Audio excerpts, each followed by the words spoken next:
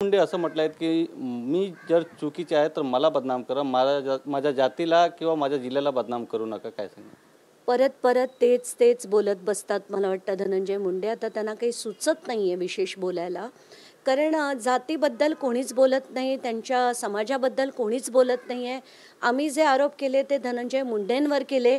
आता मध्ये 2 दिवस झाले मी बघत होते की अजित पवार म्हणतात त्यांना मंत्रिमंडळात परत घेणार, कारण त्यांना क्लीन चिट मिळाली. त्यांचा मंत्रिमंडळातला राजीनामा हा क्लीन चिट हे साठी अडलेला नव्हता. त्यांचा राजीनामा हा कराडच्या म्हणजे त्या संतोष देशमुखांचे जे फोटो बाहेर आले त्याच्यामुळे त्यांचा राजीनामा झालेला. जी क्रूर परिस्थिती तिथे निर्माण केली गेली त्यांच्या माणसा थ्रू, म्हणून त्यांचा राजीनामा झाला होता. त्या कृषी घोटाळ्याचा काहीही संबंध नव्हता. त्यामुळे कुठेतरी हे चित्र रंगवणं त्यांना परत घेण्यासाठी हे मला चुकीचं वाटतं.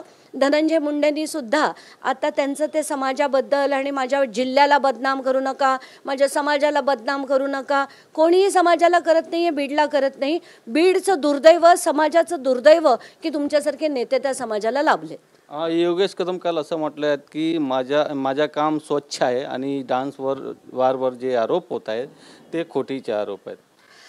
योगेश कदम जेव्हा मी पहिल्यांदा त्यांना भेटले मला खरंच तो माणूस व्यवस्थित वाटला. पण कसं आहे की वडिलांच्या काही मेहरबान्यांमुळे अनेक गोष्टी होत असतात. तर सावली बारमध्ये मी जेव्हा जाऊन तिथला परवाना बघितला, FIR वाचला, त्याच्यात ज्योती कदम यांच्या नावाने परवाना आहे. हा परवाना असताना जर त्यांना कोणाला द्यायचं होतं तर तो परवाना रद्द करून नवीन काढणं गरजेचं होतं, पण तसं त्यांनी केलं नाही.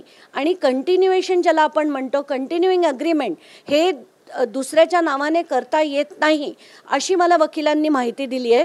या व्यतिरिक्त सुद्धा आणि 2 बार्सची माहिती माझ्याकडे आलेली आहे आणि त्याच्यावर मी काम करते.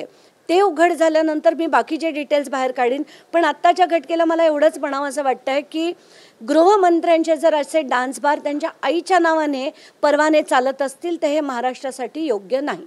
पण एकनाथ शिंदेने काल पाठिंबा दिले ते योगेश कदमला की तुम्ही चिंता करू नका, मी तुमच्या पाठीशी आहे.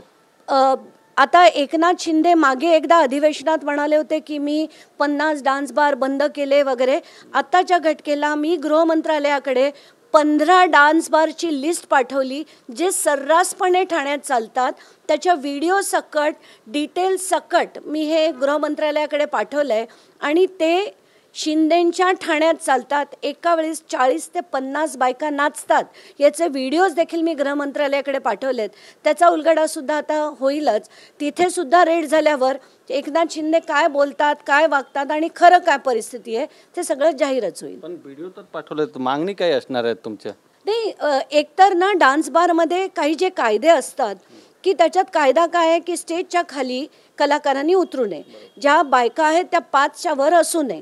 या प्रत्येक डान्स बारमध्ये आता जसं आपण सावलीमध्ये बघितलं 22 बायका होत्या, या इतर डान्स बारमध्ये 40 आहेत आणि त्या सगळ्या गिरायकांमध्ये ते फिरत असतात, पैसे उधळले जातात. हे सगळे परवाने रद्द करण्यासाठी अगदी परफेक्ट आहे, पण तरी याचे परवाने रद्द होत नाहीत, इथे रेड्स होत नाहीत. पण जिथे पोलिसांना हवी तिथे रेड मात्र नक्की होते. हे सगळं बघून ना अतिशय विचित्र वाटतंय. म्हणून मी गृहमंत्रालयाला सांगितलं की या सगळ्या ठिकाणी रेड्स करून याची चौकशी करून योग्य तो त्याच्यावर कायदे नियमावलीही बनवण्यात यावी. व्हिडिओ जर्नलिस्ट संतोष कदमसह गोविंद ठाकूर, TV9 मराठी, मुंबई.